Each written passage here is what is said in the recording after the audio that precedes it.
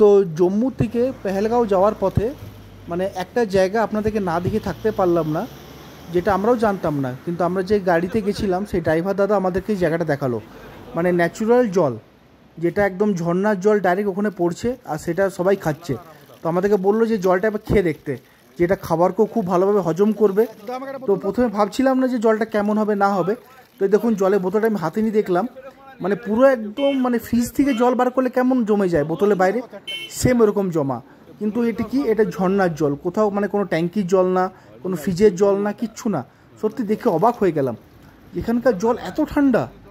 সত্যি বলে না যেটা স্বর্গ, তো স্বর্গ থেকে জল আসছে, সত্যি মনে হলো দেখে, কি বলবো। আর দেখুন হাইওয়ের পাশে আছি, গাড়িও চলছে সেরকম, আর ওইদিকে আমাদের গাড়ি দাঁড়িয়ে ছিল দেখতেই পেলেন। আর এদিকে ছোটো ভাইগুলো আছে সব গাড়িতে যাওয়ার জন্য, আর জলও ভরছে খাবে বলে। সত্যিকার এই দেখুন, আরেকবার দেখে নিন আপনারা। তো পাশে থাকুন, কেমন লাগলো জানাবেন।